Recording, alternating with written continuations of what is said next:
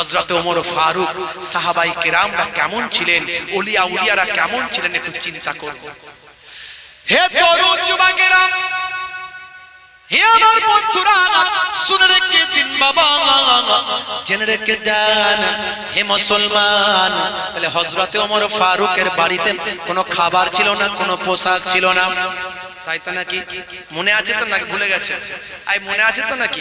কোনো খাবার নাই, পোশাক নাই, মনটা বড় খারাপ, চিন্তা করছেন সত্যি তো আমার স্ত্রী ঠিকই তো বলেছে, আজকে ঈদের দিন, খুশির দিন, আগামীকাল আমার ছোট্ট বাচ্চাটা কি একটা নতুন পোশাক হবে না?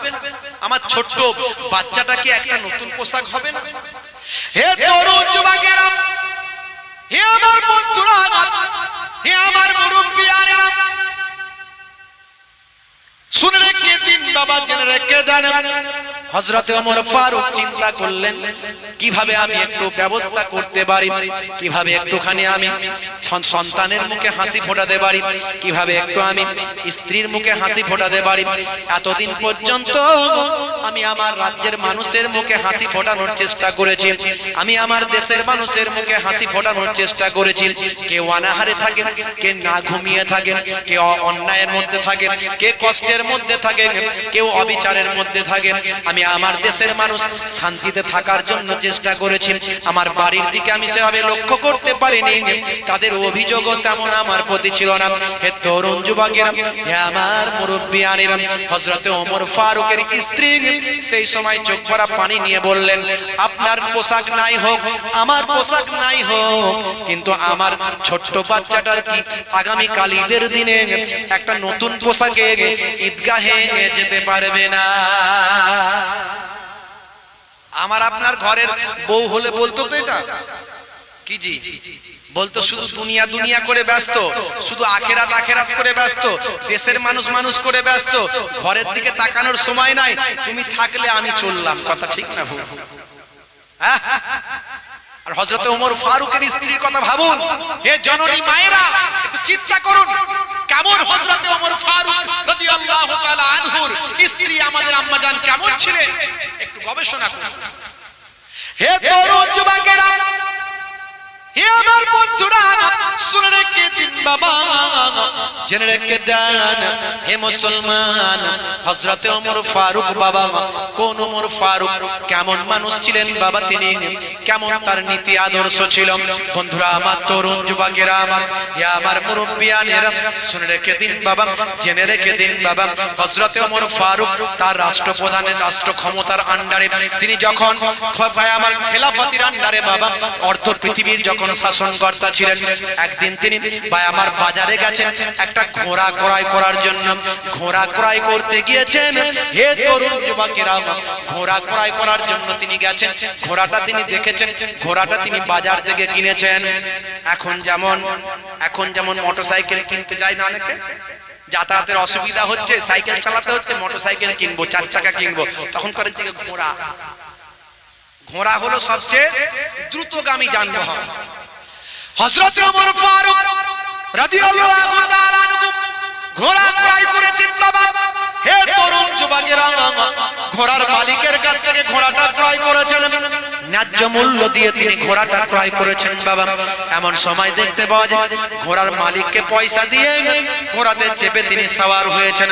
কয়েক কিলোমিটার যাবার পরে ঘোড়াটা অসুস্থ হয়ে গেল, আর চলতে পারে না, আর হাঁটতে পারে না, পায়ের আর কোনো যাবার ক্ষমতা না, ঘোড়া অসুস্থ হয়ে গেছে বাবা, আর চলার কোনো ক্ষমতা নাই, আর লোড নেবার কোনো ক্ষমতা নাই।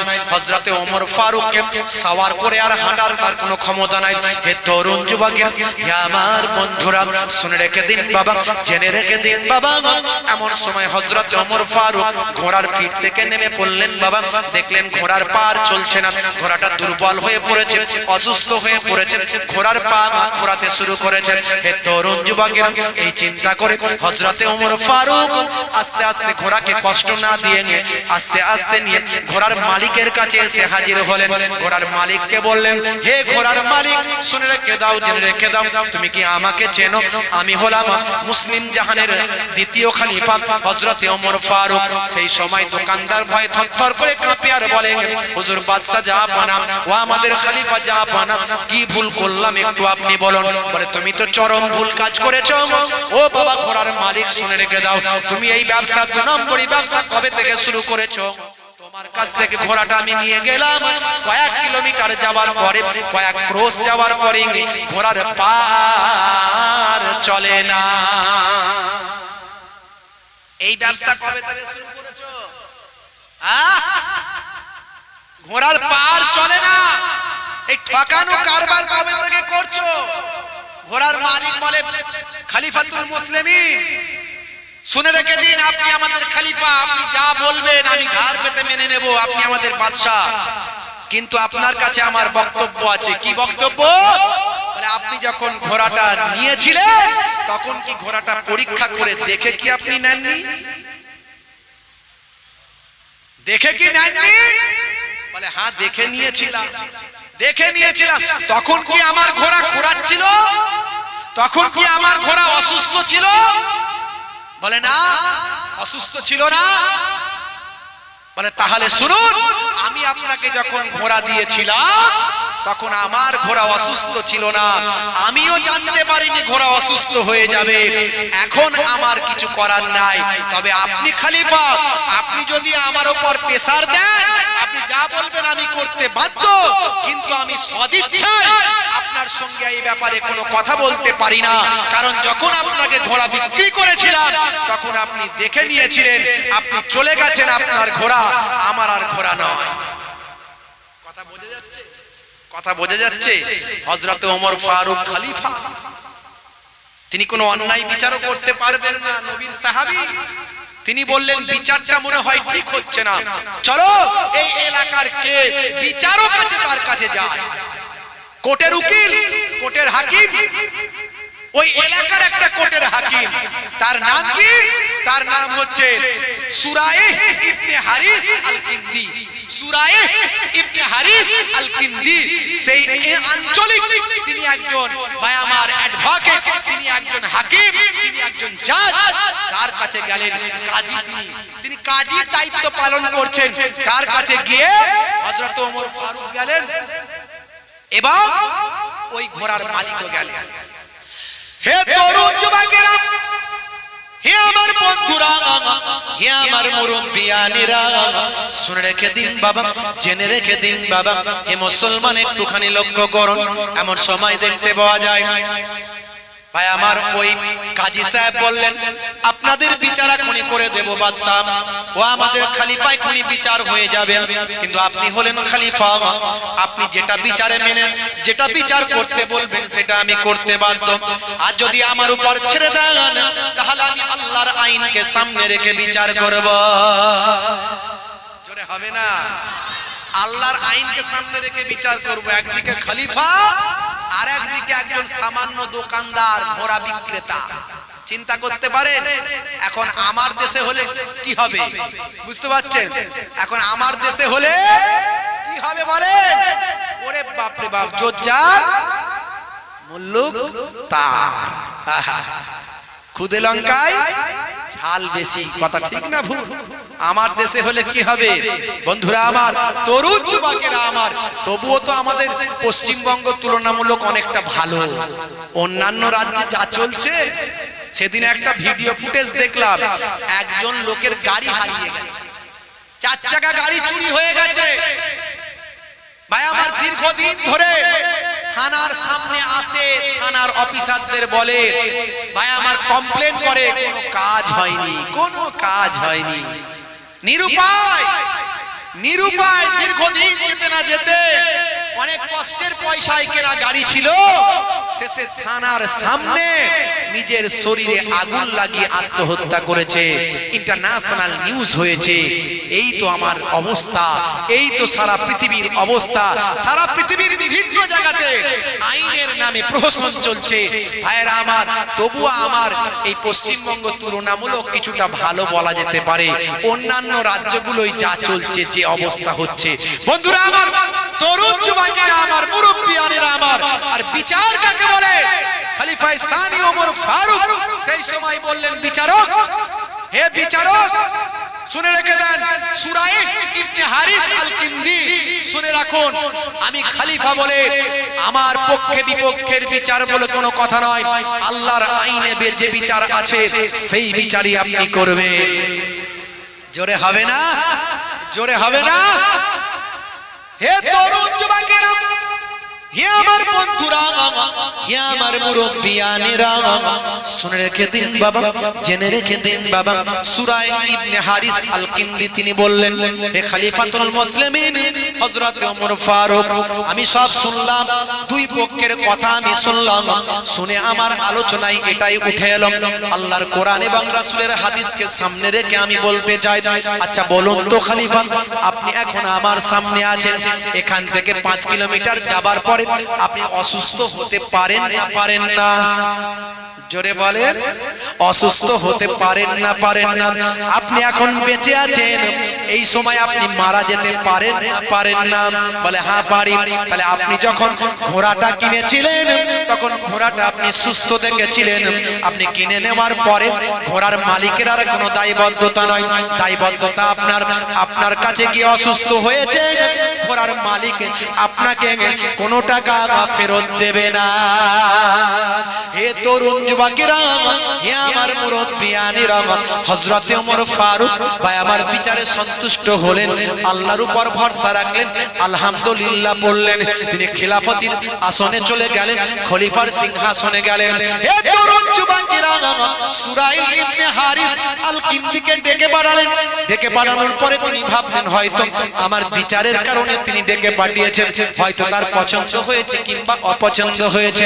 যাবার পরে হযরত ওমর ফারুক বললেন, হে সূরা ইবনে হারিস আল কিন্দি, আমি বড় আনন্দিত হলাম যে আমার দেশের মধ্যে এখনো ন্যায় বিচার করার মানুষ আছে। আজকে খলিফার সামনে, খলিফার মুখের উপর বিচার করেছে, খলিফার বিপক্ষে বিচার করেছে, খলিফার বিপক্ষে বিচার করে আল্লাহ মানদণ্ডকে উঁচু করে তুলে ধরেছে। হে সূরা ইবনে হারিস আল কিন্দি, আপনি আঞ্চলিক বিচারপতি ছিলেন, আজ থেকে আমি আপনাকে রাষ্ট্রের বিচারপতি বানিয়ে দিলাম। জোরে হবে না? বলুন তো দেখি, নেতার বিরুদ্ধে বিচার গেলে ওই বিচারপতির প্রমোশন হবে না ডিমোশন হবে? বলে ডিমোশন। দেখছেন না, যেই নেতারা, যেই আপনার কি বলে ওই আপনার বিচারপতিরা হাইকোর্টে, সুপ্রিম কোর্টে যেই রায়টা দিয়ে দিল একদম লাইনের মতো, অমনি বেরিয়ে সে দেখা গেল প্রার্থী হয়ে গেল, রাজ্যসভার এমপি হয়ে গেল, হায় অমুক হয়ে গেল। কথা ঠিক না ভুল? এই কথা ঠিক না ভুল? হাই রে হাই, ইসলাম আপনাকে আমাকে কি শিখিয়েছে? আজকে যদি মুসলমান সচ্চা মুসলমান হয়ে যায়, পৃথিবীর মানুষ আপনাকে স্যালুট করবে। ইসলাম তলোয়ারের দ্বারাই কায়েম হয়নি ভাই, তারা ইসলাম যে আদর্শ দেখিয়েছে, সাহাবারা যে আদর্শ দেখিয়েছে, রাসূল যে আদর্শ দেখিয়েছেন, সেই আদর্শে লক্ষ লক্ষ মানুষ আল্লাহর নবীর ভক্ত হয়ে গিয়েছে। মুসলিম তুমি নামে হলে আজ কামে হলে না ভাই, মুসলিম দেখো অপরাধে লিপ্ত কেন হয়, মুসলিম তুমি কোরআন হাদিস পড়তে জানো না, মুসলিম তুমি মসজিদেতে নামাজে এলে না, মুসলিম তুমি নামে হলে আজ মুসলিম তুমি নামে মুসলিম এলে ন্যায়ের পথে সমাজ বদলাবে রে, সমাজ বদলাবে। মুসলিম তুমি নামে হলে আজ কামে হলে না ভাই, মুসলিম দেখো অপরাধে লিপ্ত কেন হয়, বোমে বারুদে নিসার তালাই হবে না কারো সাথে, বোমে বারুদে নিসার তালাই হবে না কারো সাথে, সালাউদ্দিন আর তাগুরের তুমি যে উত্তরসূরি, ব্যঙ্গ কার্টুনে ব্যঙ্গ সিনেমায় নবীর সম্মান কমে না, ব্যঙ্গ কার্টুনে ব্যঙ্গ সিনেমায় নবীর সম্মান কমে না, গুগল সার্চে সেরা মনীষী খুঁজে দেখো না। জোরে হবে না? দুবার করে হয় না, দুবার মানুষ নষ্ট আর ভাগ্যে দেবে, একবার দিয়েছে কি দেবে।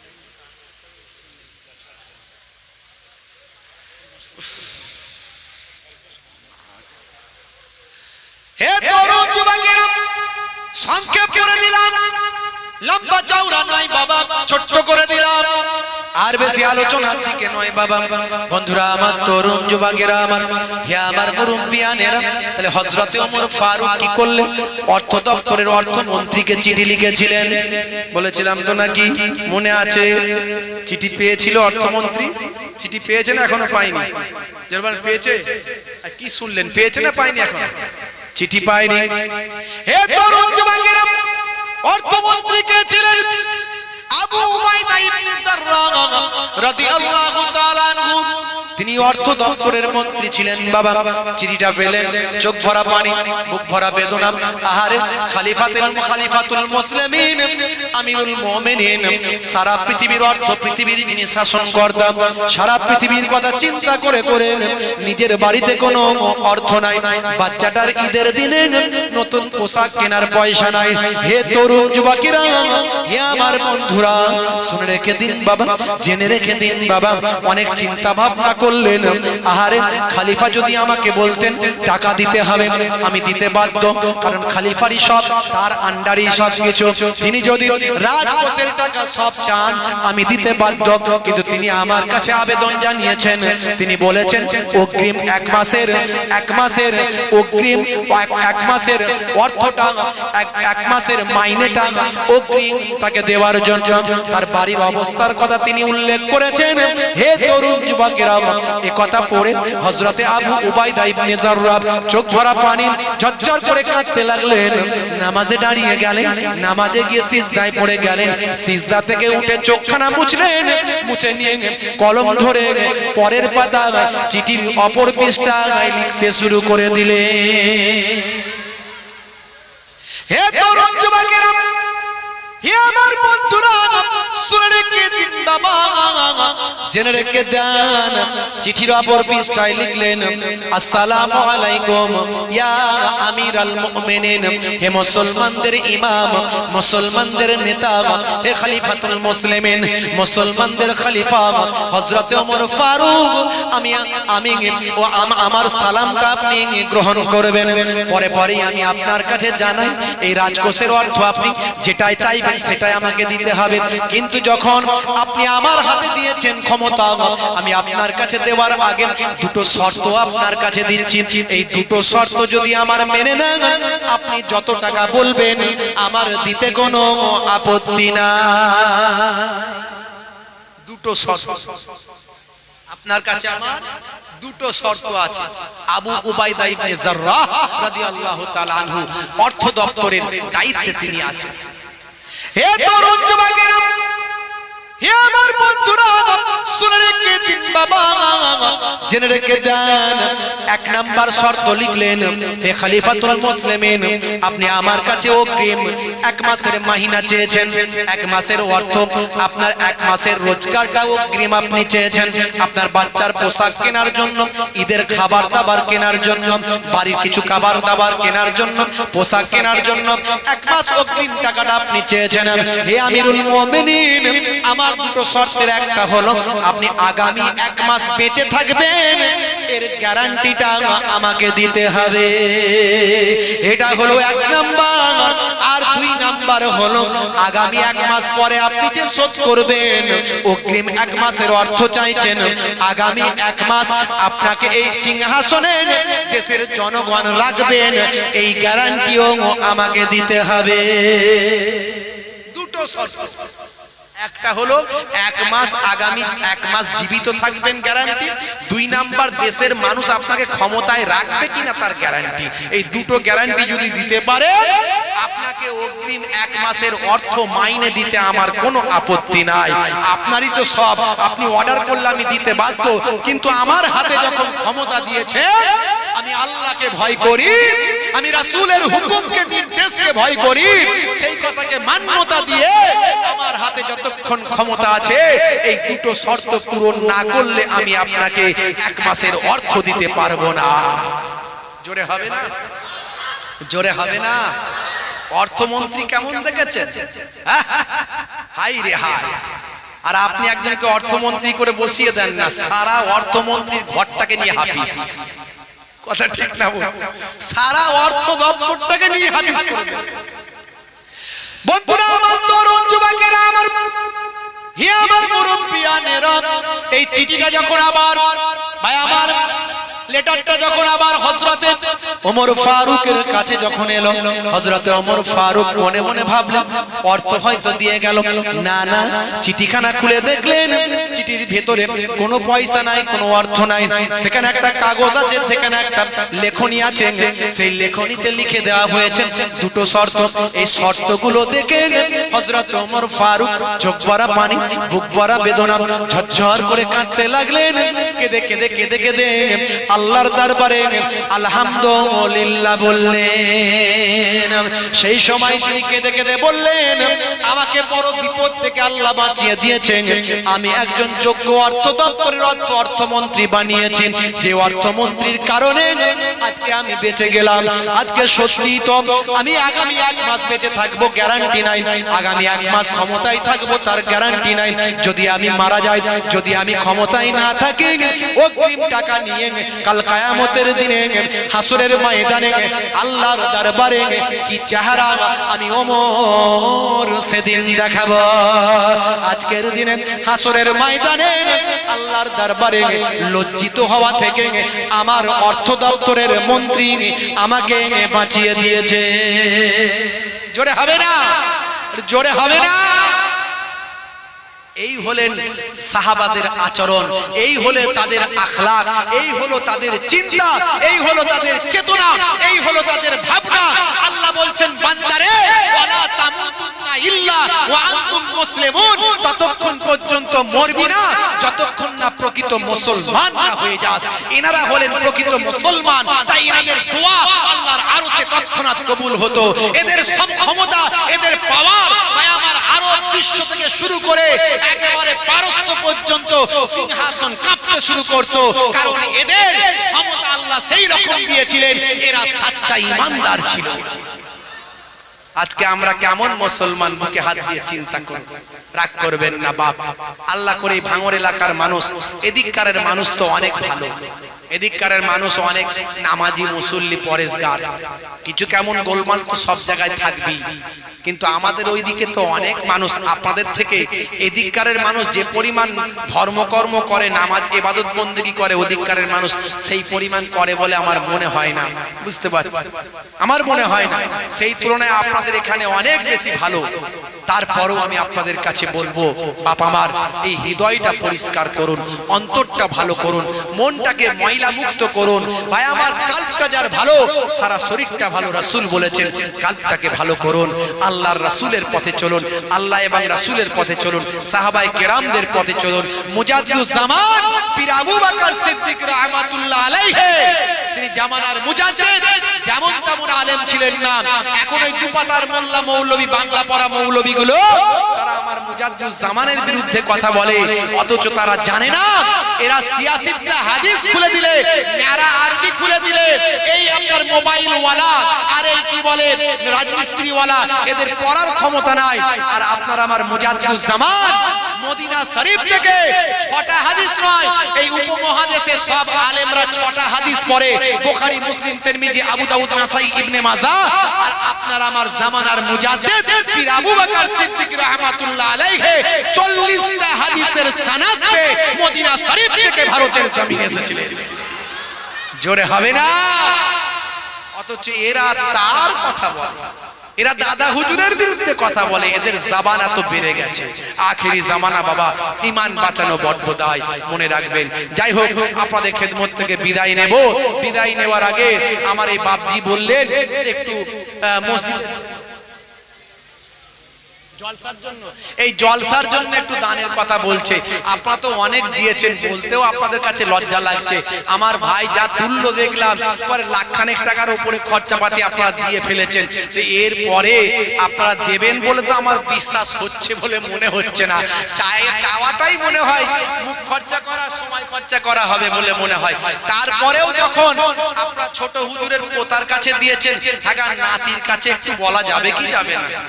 আরে নাতিটাও তো বাবা একটু আছে না কি? না নাই না কি গো, বুঝতে পারছেন? আরে বলবো আগামী বছর এই জান্নাতের বাগানের জন্য 8 জন দেবেন। জান্নাত হলো 8টা। 8 ভাই 500 টাকা করে একটু হাতটা তুলে দেখাতে পারেন? 500 টাকা করে 8 ভাই। একজন হাত তুলেছেন, মাশাআল্লাহ। এক ভাই হাত তুলেছেন আমার বাপজি। আপনাদের পীরের ঘরের আওলাদ হিসেবে এসেছি বাপজি আমার। মাশাআল্লাহ, কি নাম এনাদের? পিয়ার লস্কর সাহেব। ওই ভাই কি নাম? ওই ভাইয়ের নাম দেখুন, কি নাম? জুম্মান শেখ ভাই। 2 জন হয়েছে। 8টা জান্নাত যেন আল্লাহ কবুল করেন, দোয়া চাইবো। 3 নম্বরে কে আছেন গো? বাপ কবরে, মা কবরে। এই জান্নাতের বাগানে দেবেন। ওয়াজ নাসিহাত হচ্ছে, মানুষ হেদায়েতের বাণী শুনতে পারবে। 2 জন হয়েছে। 3 নম্বরে হবে না বাপ আমার? 3 নম্বরে হবে না? হ্যাঁ হবে 3 নম্বরে। একটু বলতে পারেন 8টা জান্নাতের একটা না একটা যেন নসিব করে আমার বাপজি। 3 নম্বরে হাত জনাব মুয়াজ্জিন সাহেব। বাহ মাশাআল্লাহ, খুব নেক মানুষ।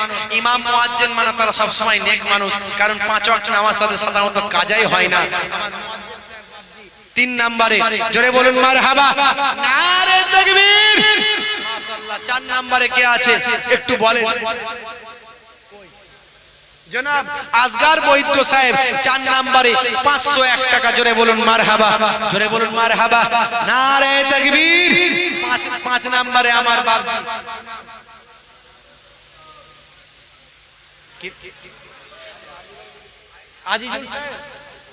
আইজুল লস্কর সাহেব 5 নম্বরে। জোরে বলুন মারহাবা, জোরে বলুন মারহাবা, নারে তাকবীর, মাশাআল্লাহ। 6 নম্বরে কে আছেন গো বাপজি আমার? এত মানুষ তো একা তখন না হলে দিয়েছেন। আর 500 টাকা না হলে ছোট হুজুরের নাতি পিননগর হুজুরের পোতা একটু চেয়েছে। ভাইরা বড় আশা করেছে, যদি একদম না দেন বড় একদম মানে মান সম্মানের ব্যাপার হয়ে যাবে। যে একটু দিলেন না, মুসাফির হালাতে এসেছি, একটু 500 টাকা করে আপনারা বলেন। বেশি বলতে চাইছি না, অনেক দিয়েছেন বলে বেশি চাইবো না, 500 টাকা করে। 5 নম্বরে কে আছেন একটু বলেন, একটু বলেন। 5 নম্বরে আমার ভাই তরুণ যুবক ভাই দাউদ বৈদ্য সাহেব নগদ দিয়েছেন 500, মাশাআল্লাহ। 6 নম্বরে ওই ভাই হাতটা চলেন। নাম্বার কি নাম বলেন?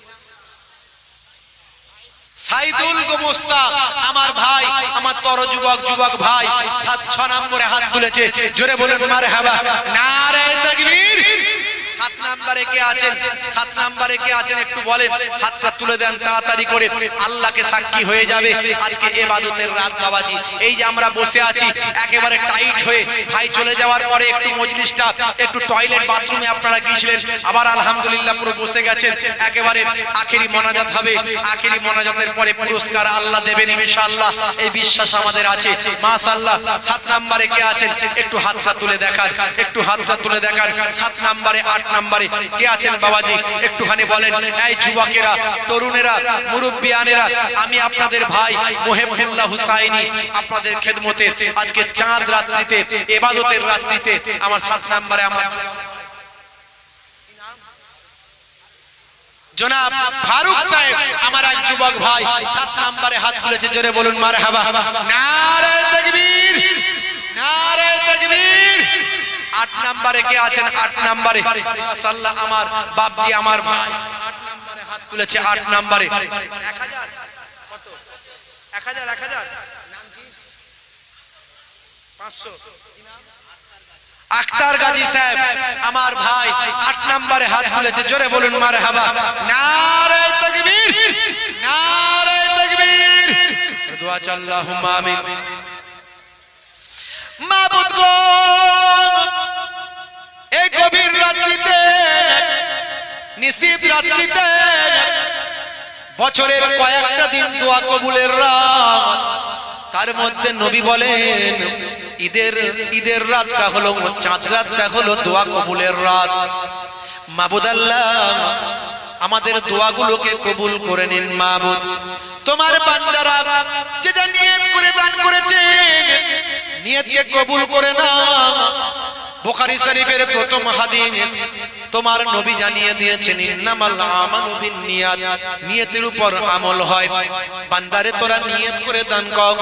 কেউ মৃত বাপের জন্য দেয়, কেউ মায়ের জন্য, দাদাদির জন্য, নানানির জন্য, সন্তানের হায়াত দারাজির জন্য, স্ত্রীর শরীর সুস্থতার জন্য, কাজে কারবারে ব্যবসা বাণিজ্য উন্নতির জন্য যারা দান করে, মাবুদ গো তোমার বান্দাদের মনের নেক আশা আরজুগুলো কবুল করে নাও। যারা দান করছে দাতা হিসেবে কবুল করে নাও। তোমার কোরআনের ওয়াদা কখনো মিথ্যা হবে না। তুমি কোরআনে বলেছো বান্দারে মান জাআ বিল হাসানাতি ফালাহু আসরু আমসালিহা, বান্দা এক দিবি আমি আল্লাহ 10টা জাযা বদলা তোকে দেব। মাবুদ গো তোমার বান্দাদের মনের নেক আশা আরজুগুলো কবুল করে নাও। একের বদলে 10 দাও, 100 দাও, 700 দাও, বেহিসাব মালে মালামাল করে দাও। তুমি জিন্দাকে মুর্দা করতে পারো, ধনীকে গরিব বানাতে পারো, গরিবকে ধনী বানাতে পারো। তুমি চাইলে ভেলোর পাঠাতে পারো, চেন্নাই পাঠাতে পারো, ম্যাড্রাস পাঠাতে পারো। তুমি চাইলে লক্ষ লক্ষ টাকা খরচ করাতে পারো। তুমি চাইলে হার্ট অ্যাটাক দিতে পারো, ক্যান্সার দিতে পারো, টিউমার প্যারালাইজড বানিয়ে দিতে পারো। তুমি চাইলে কত টাকা পয়সা সম্পদ ধুলিসাৎ বানিয়ে দিতে পারো। আয় আমার মাবুদ, তুমি তো সবই পারো। আবার অ্যান্টাক জিনটাকে কোয়াক ডাক্তারে সুস্থ রাখতে পারো। তোমার বান্দাদের মনের নেক আশা আরজুগুলো কবুল করে নাও। তাদের শরীরকে সুস্থ রেখে দাও, বিপদ আপদ মুসিবত থেকে উদ্ধার করে দাও। যারা দিচ্ছে তাদের দানকে কবুল করে নাও। যারা দেয়নি তাদের দেওয়ার তৌফিক দাও। যারা দেব কি দেব না চিন্তা করছে তাদের দেওয়ার তৌফিক দাও। যে যা নিয়ত করে দান করেছে নিয়তকে কবুল করে নাও। মালে মালামাল করে দাও। জীবনে জিন্দেগিতে একবার না একবার দিদারে কাবা, দিদারে মদিনার মেহমান বানিয়ে দাও আমিন। আর কেউ আছেন বাবাজি? একটু হাত তুলতে পারেন? তো বাপ মা দাদা দাদি কবরে চলে গেছেন, তাদের কথা খেয়াল করে একটু হাত তুলতে পারেন? বাপজি আমার আছেন কেউ? 500, 1000, 1000, 2000 একটু চাল দিতে পারেন? চাল মেহমানদারির জন্য। ইব্রাহিম নবী মেহমানদারি বড় পছন্দ করতেন। যেদিনে মেহমান না আসতো না খেয়ে থাকতেন, রোজা রাখতেন। মেহমান এলে মেহমানের সঙ্গে খেতেন। আর আমাদের নবীর সুন্নত হলো মেহমানদারি। অন্তত পানি খাও, একটা খুরমা খাও, বুঝতে পারছেন? এই মেহমানদারি বড় পছন্দ করতেন। সেই আমাদের নবীর সুন্নত, ইব্রাহিম নবীর সুন্নত। বনি ইসরাইল যুগে পিপাসার সময় একটা কুকুরকে পানি পান করানোর জন্য 12 বছরের গুনাহ মাফ হয়ে গেছে এক মহিলার। বাপজি আমার 25 কেজি চাল বলতে পারেন? মেহমানদারি এত মানুষ খাবে, 25 কেজি চাল, 50 কেজি চাল, 1 বস্তা 2 বস্তা আলু একটু বলতে পারেন? আছেন দেনেওয়ালা কেউ? যদি থাকেন একটু বলেন। মায়েরা বোনেরা একটু বলে পাঠান যদি কেউ থাকেন। বাবেরা আমার দেরি করব না, এমনি দেরি হয়ে গেছে, 11:15 বাজছে। আর টাইম নেব না, একদম এখনই মোনাজাত করব। আগামী কাল ঈদের নামাজ, সেদিকে লক্ষ্য রেখে। আর কেউ আছেন একটু বলতে পারেন? তাড়াতাড়ি বলেন, তাড়াতাড়ি বলেন। একটু চাদরটা, নগদ চাদরটা, এই রুমালটা একটু দিয়ে পাঠালাম। আমাদের ইমাম বড় নেক মানুষ, ইমাম মানে নেতা, একটু দিয়ে পাঠাচ্ছি। আপনারা দিয়েছেন একবার পকেট থেকে, যার যেমন আছে সবাই দাতা হয়ে যায়। হয়তো সবাই তো দিতে পারেননি, বা দিয়েছেন তো কি হবে, আরেকবার একটু দেন। 10, 20, 50, 100 যার যেমন আছে আল্লাহ এর বাদাওলাতে দাতা হিসাবে কবুল করবেন। আজকের ইবাদতের রাত্রিতে এই দানটা সাদাকা হিসাবে কবুল হবে। নবী বলেন অল্প দানটা কাল জাবালে রহমতের পাহাড় করে আল্লাহ পৌঁছে দেবেন। কে আছেন? এই নিয়ে যান, তাড়াতাড়ি নিয়ে যান। এই রুমালটা নিয়ে যান, একটু তাড়াতাড়ি নিয়ে যান। বাপজি আমার, এই ছেলেরা নিয়ে যাও, নিয়ে যাও। আরে আমারটাও নিয়ে যাও, দুজন নিয়ে যাও। আমারটাও নিয়ে যাও। ওই দিক থেকে একজনকে, দুজনকে দাও। এইটা, এই দুটি হাজি রুমাল দিয়ে পাঠালাম। বাপজি আমার একটুখানি তাড়াতাড়ি। জনাব জালাল লস্কর সাহেব 500 টাকা, জোরে বলুন মারহাবা, বলুন আল্লাহুম্মা আমিন। নারে তাকবীর। মাশাআল্লাহ। আর কেউ যদি থাকেন নামটা লিখিয়ে দেন। চাল বলেন, আলু বলেন, পয়সা বলেন। আমার মায়েরা বোনেরা আছেন, তারা একটু বলেন। মাগো জননী মা, আপনার বাপ কবরে, মা কবরে, আপনি শ্বশুর বাড়িতে এসেছেন, আহারে আত্মীয় স্বজন কবরে, তাদের মাগফিরাতের জন্য 500 টাকা বলে পাঠান। 500 টাকা বাচ্চাদের হাত দিয়ে তাড়াতাড়ি বলে পাঠান। 500 টাকা করে নামটা লিখিয়ে দেন। আপনার দানের ওসিলায় আপনার বাপ মা কবরে পড়ে পড়ে সওয়াব পাবেন। আলাউদ্দিন তরফদার 500 টাকা, জোরে বলুন মারহাবা, নারে তাকবীর। আলামত শেখ ভাই 1000 টাকা, জোরে বলুন না আলহামদুলিল্লাহ, জোরে বলুন আলহামদুলিল্লাহ, নারে তাকবীর। মিজানুর মোল্লা ভাই আহারে থাকতে না পেরে 25 কেজি চাল দেবেন, জোরে বলুন আলহামদুলিল্লাহ, বলুন না আলহামদুলিল্লাহ, বলুন আল্লাহুম্মা আমিন। দেখছেন তো বাবাজি আমার রুহানি নেক নাজার নেক ফয়েজ এসে গেছে। এই তো মাশাআল্লাহ আলী আসগার, আলী আসগার বলতে কত? 1000।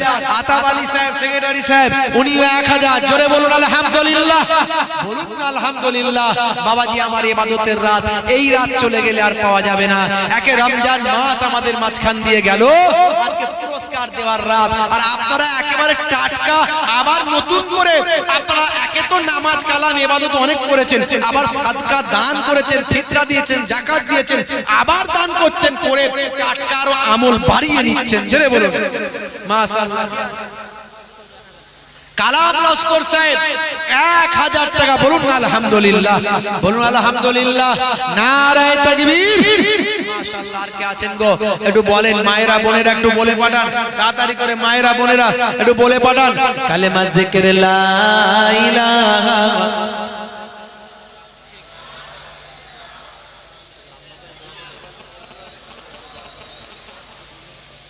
সালামত শেখ ভাই 1000 টাকা, বলুন না আলহামদুলিল্লাহ, বলুন আলহামদুলিল্লাহ, বলুন আল্লাহুম্মা আমিন, নারে তাকবীর। আর কে আছেন বাবাজি? বাচ্চু গোমস্তা আমার ভাই 300 টাকা, বলুন আলহামদুলিল্লাহ, বলুন আলহামদুলিল্লাহ। খাস ভাবে দোয়া চাইবো, খাস ভাবে আজকের রাত্রিতে দোয়া চাইবো। এই ঘড়িতে বাজছে প্রায় 12টা কাছাকাছি, 12টা বাজছে প্রায়। দুনিয়ার সমস্ত অফিস বন্ধ, আল্লাহর অফিস খোলা। আজকের ইবাদতের রাত, আল্লাহর পক্ষ থেকে পুরস্কার দেওয়ার রাত। সেই পুরস্কার দেওয়ার রাত্রিতে ইনশাআল্লাহ আমাদের দানকে আল্লাহ কবুল করে, আমাদের ইবাদতকে আল্লাহ বাড়িয়ে দিয়ে আমাদের জাযা পুরস্কার আরো বেশি জিয়াদা বানিয়ে দেবেন, জোরে বলুন আলহামদুলিল্লাহ। আর কে আছেন বাপজি আমার? তাড়াতাড়ি বলেন, দেরি করবেন না, দেরি করবেন না। মায়েরা বাপেরা, বাপেরা মায়েরা বোনেরা তাড়াতাড়ি আপনারা প্রত্যেকে 3 বার সূরা ফাতিহা আলহামদুলিল্লাহ শরীফ, 3 বার সূরা ইখলাস কুল হুয়াল্লাহ শরীফ, 3 বার দরুদ শরীফ পাক তেলাওয়াত করেন, আখেরি মোনাজাত করা। রুহুল আমিন শেখ ভাই 500 টাকা, জোরে বলুন আলহামদুলিল্লাহ, জোরে বলুন আলহামদুলিল্লাহ, নারে তাকবীর, নারে তাকবীর। মাশাআল্লাহ তেলাওয়াত করতে থাকেন, আখেরি মোনাজাত করা হবে।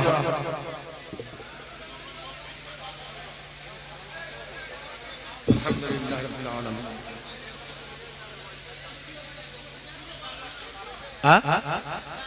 কি রাখি? এজদান লস্কর সাহেব, ওনার আব্বার নামে, আব্বার মাগফিরাতের জন্য 1000 টাকা, জোরে বলুন মারহাবা, জোরে বলুন না মারহাবা, নারে তাকবীর। মাশাআল্লাহ। আর কেউ থাকলে তাড়াতাড়ি বলেন, তেলাওয়াত করতে থাকেন। 3 বার সূরা ফাতিহা, 3 বার সূরা ইখলাস, 3 বার দরুদ শরীফ পাক তেলাওয়াত করেন। আর সকলে মজলিসের মধ্যে ঢুকে যান, তাহলে তাবারুকটা দিতে সুবিধা হবে। তাবারুক কি প্যাকেট আছে? প্যাকেট, প্যাকেট নিয়ে ঢুকে পড়েন, প্যাকেট নিয়ে ঢুকে কোলে কোলে বসিয়ে দেন, কোলে কোলে বসিয়ে দেন, দিয়ে আসবে তারপরে দিকে দেবে, সেইভাবে দোয়াটা করুন। লোক বাড়াও, লোক বাড়াও, অতক্ষণ দেরি করা যাবে না। মহিলাদের দিকে আলাদা লোক দাও, এইদিকে লোক দাও আলাদা, এখানে ঢুকিয়ে দাও, লোক ঢুকিয়ে দাও। এইদিকে আপনার কি বলে, যারা বাইরের দিকে আছেন সব মজলিসে বসে যান। বাপজি আমার কোলে কোলে সামনে বসিয়ে দেন, তাড়াতাড়ি করেন, দেরি করবেন না, দেরি করবেন না। এমনি রাত হয়ে গেছে, অনেক ঈদের নামাজ আছে সকালবেলা, সবাইকে বুঝতে হবে, ভাবতে হবে। বাপজি আমার আর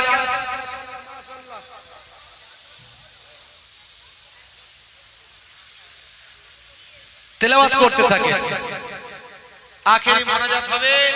যে যেখানে আছেন মজলিসের ভিতরে বসে যান, যারা রাস্তাঘাটে আছেন বা এখনো দোকানে বাজারে আছেন মজলিসের ভিতরে এসে বাম সাইডটা কিছু জায়গা আছে এখনো, বাম সাইডটাই ঢুকে বসে যান, তেলাওয়াত করতে থাকুন, মোনাজাত হবে। একবার আমার সঙ্গে তওবা ইস্তেগফার করেন, সকলে পড়েন আস্তাগফিরুল্লাহ রাব্বি মিন কুল্লি যামবি ওয়া আতুবু ইলাইহি লা হাওলা ওয়ালা কুওয়াতা ইল্লা বিল্লাহিল আলিউল আযীম। আর আপনারা তেলাওয়াত করেন, তাড়াতাড়ি ঢুকিয়ে দেন, তাড়াতাড়ি খাদেম যারা আছেন খেদমত করছেন তাড়াতাড়ি তাবারুক নিয়ে ঢুকে যান মজলিসের ভিতর। মহিলাদের দিকে কিছু জনকে পাঠান, বাচ্চাদেরকে পাঠাবেন, মা বোনদের কাছে বাচ্চাদেরকে পাঠাবেন।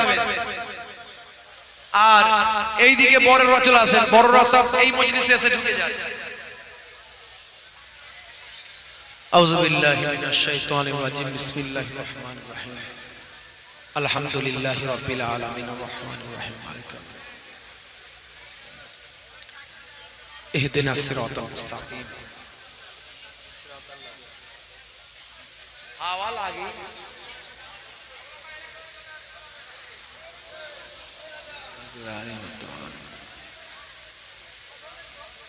আলহামদুলিল্লাহি রাব্বিল আলামিন আর রহমানির রহিম। মালিকি ইয়াউমিদ্দিন। ইয়াকা না'বুদু ওয়া ইয়াকা নাস্তাঈন। ইহদিনাস সিরাতাল মুস্তাকিম।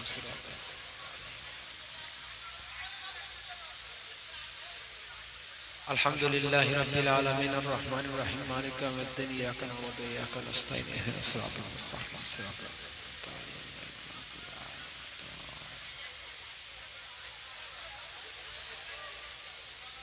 আলহামদুলিল্লাহি রাব্বিল আলামিন আর রহমানির রহিম। মালিকি ইয়াউমিদ্দিন। ইয়াকা না'বুদু ওয়া ইয়াকা নাস্তাঈন।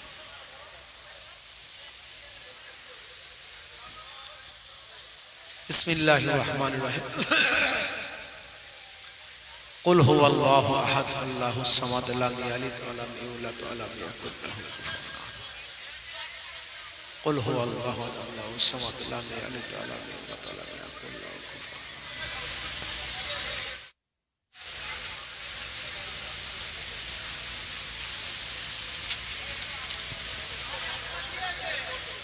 কুল হুয়াল্লাহু আহাদ আল্লাহুস সামাদ লাম ইয়ালিদ। কোলে কোলে বসিয়ে দেন, কোলে কোলে সামনে সামনে বসিয়ে দেন। সবাই ঢুকে যান, বেশি বেশি লোক ঢোকে। তিনজন তিন জায়গায় চলে যান, তিন দিকে তিনজন চলে যান, এক জায়গায় জড়ো হবেন না। আল্লাহুম্মা সাল্লি। একটু হাত লাগিয়ে দেন, যুবকের একটু হাত লাগান। মজলিস থেকে উঠে গিয়ে আরো দু একজন যুবক হাত লাগিয়ে দেবেন। আল্লাহুম্মা সাল্লি আলা সাইয়্যিদিনা সাফিনা। সামনের দিকে একটা জায়গা করে নিয়ে চলে আসেন, সামনের দিকে। সামনের দিকটা কিছু জন দেওয়া শুরু করে দেন।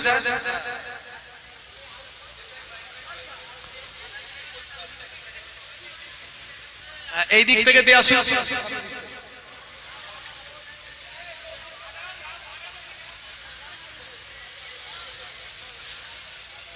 শুরু করেন, চালু করে দেন, চালু করে দেন, ওখান থেকে চালু করেন, অসুবিধা নাই। আল্লাহুম্মা সাল্লি আলা সাইয়্যিদিনা সাফিনা হাইবানা মুহাম্মাদ সাল্লাল্লাহু আলাইহি ওয়াসাল্লাম।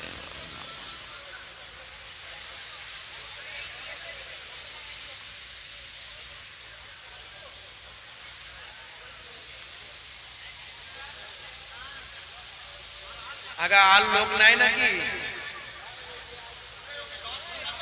কই সেক্রেটারি সাহেব, আর লোক নাই? এদিকে দেয়া শুরু করেন না।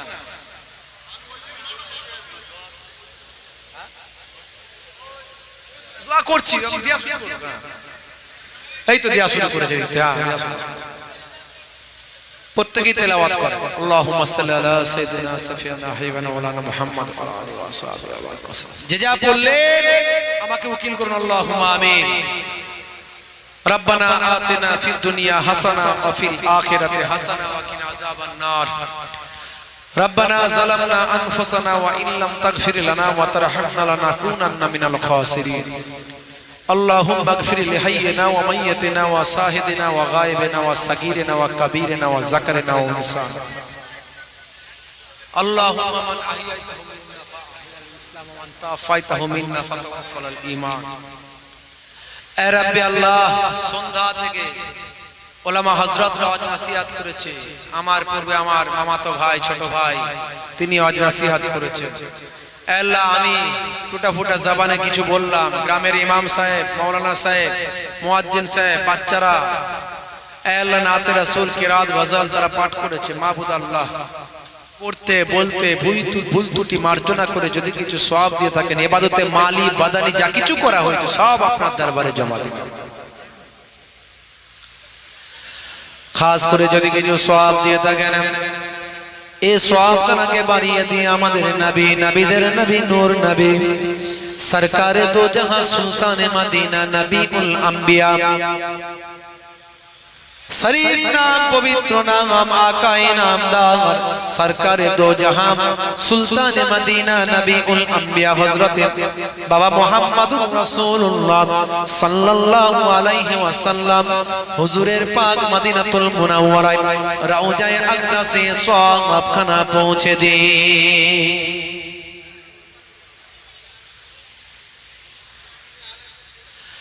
खास करे সওয়াব খানাকে বাড়িয়ে দিয়ে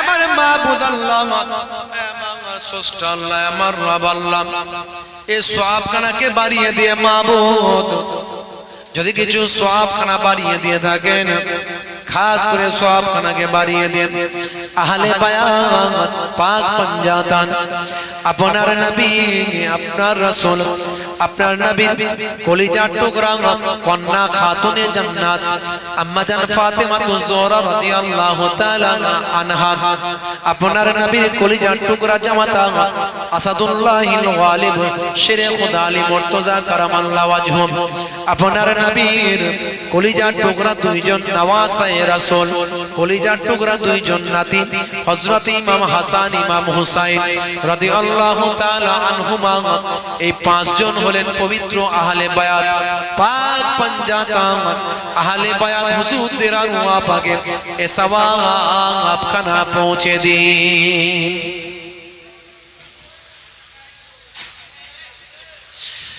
খাস করে এই সওয়াব খানাকে বাড়িয়ে দিয়ে আমার মাবুদ আল্লাহ, আমার স্রষ্টা আল্লাহ, আমার রব আল্লাহ, বাবা আদম আলাইহিস সালাতু ওয়াস সালাম থেকে আজ পর্যন্ত কুল মুমিনিন মুমিনাত, মুসলিমিন মুসলিমাত, ইমানদার মা দাওরা প্রত্যেকের আরওয়া পাকে এ সওয়াব খানা পৌঁছে দি।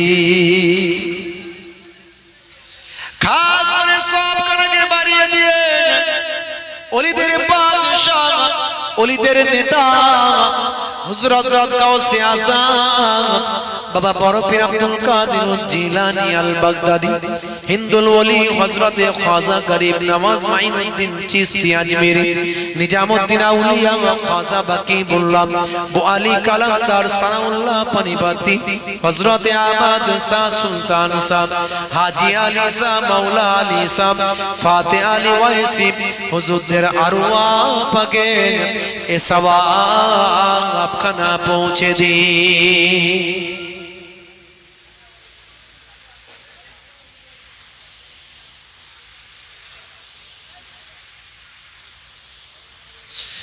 খাস করে ফুরফুরা শরীফ মুজাহিদুজ জামান কুতুবুল আলম আমিরুস শরিয়াত, আমাদের চোখের মনি মাতার তাজ, বাংলা আসাম বাংলাদেশ অখণ্ড ভারতবর্ষের কোনায় কোনায় যিনি দ্বীন পৌঁছে দিয়েছিলেন, শরিয়াত পৌঁছে দিয়েছিলেন, ইসলাম পৌঁছে দিয়েছিলেন, আমাদের বাংলা আসাম বাংলাদেশ অখণ্ড ভারতবর্ষের কোনায় কোনায় মানুষকে হেদায়েতের আলো পৌঁছে দিয়েছিলেন।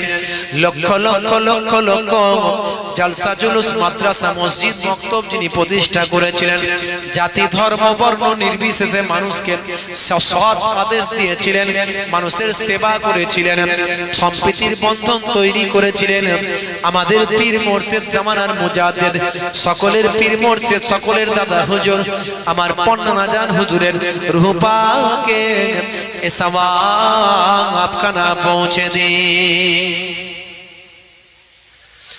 খাস করে সওয়াব খানাকে বাড়িয়ে দিয়ে আমার মাবুদ আল্লাহ, আমার স্রষ্টা আল্লাহ, আমার রব আল্লাহ, এই সওয়াব খানাকে বাড়িয়ে দিয়ে মাবুদ গো বড় হুজুর পীর কেবলা রাহমাতুল্লাহ আলাইহি বড় নানা জান, মেজো নানা জান, সেজো নানা জান, নোয়া নানা জান, নানা জান ছোট হুজুর পীর কেবলা রাহমাতুল্লাহ আলাইহি হুজুরদের আরওয়াহ পাকে এ সওয়াব খানা পৌঁছে দিন।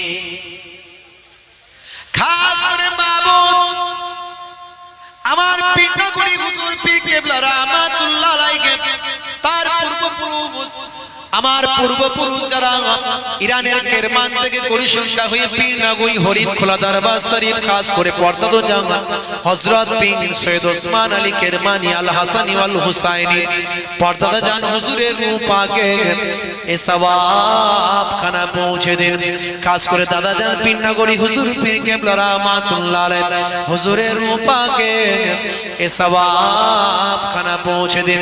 দাদা জানের দ্বিতীয় বাড়ি হরিণখোলা দরবার শরীফ, হরিণখোলা দরবার শরীফের বিভিন্ন গোরস্থানে কত পরিণীক বান্দা ওলিয়া উলিয়ার আরাম ফরমাচ্ছে, প্রত্যেকের আরওয়াহ পাকে এ সওয়াব খানা পৌঁছে দিন।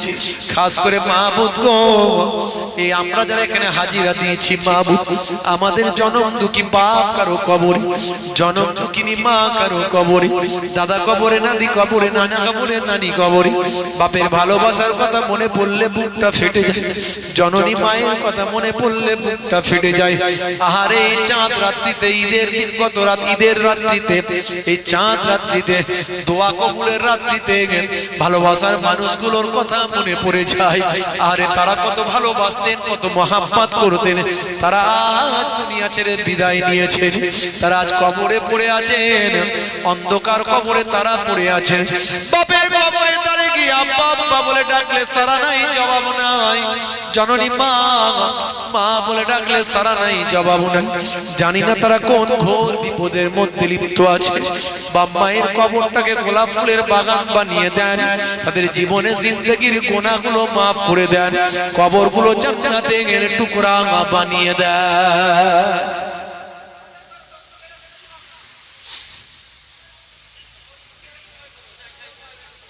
আল্লাহ, জীবনে জিন্দেগি আমরা জেনে না জেনে, ইচ্ছায় অনিচ্ছায় অনেক গুনাহ করেছি মাবুদ আল্লাহ। আমার স্রষ্টা, আমার প্রভু, বাপের গুনাহ যদি সন্তান জানে বাপ বলতে অস্বীকার করবে, সন্তানের গুনাহ যদি বাপ জানে বাপ সন্তানকে অস্বীকার করবে, মায়ের গুনাহ যদি মেয়ে জানে মা বলতে লজ্জা পাবে, মেয়ের গুনাহ যদি মা জানে মেয়ে বলতে লজ্জা পাবে। সেই গোনায় ভরা হাত দুখানা আমরা পবিত্র রজনীতে তোমার দরবারে তুলেছি বাবু। এক মাস রমজানের রোজা রেখেছি বাবু, আমাদের রোজা কবুল হলো কি জানি না, তবে আশা করছি আমাদের রোজাগুলো কবুল হবে, আমাদের নামাজগুলো কবুল হবে। আজকের দিনে আমাদের জীবনে জিন্দেগির গুনাহগুলো মাফ হয়ে যাবে।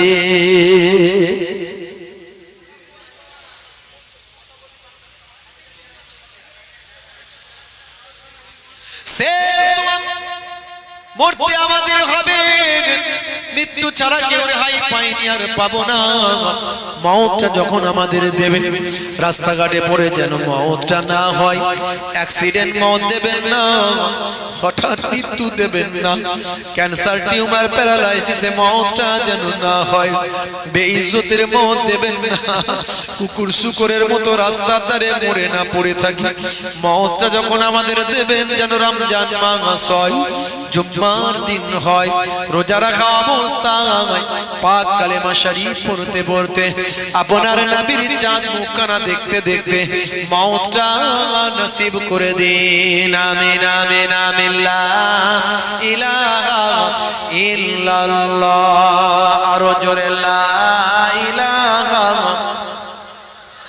লা ইলাহা ইল্লাল্লাহ মুহাম্মাদুর রাসূলুল্লাহ সাল্লাল্লাহু আলাইহি ওয়াসাল্লাম।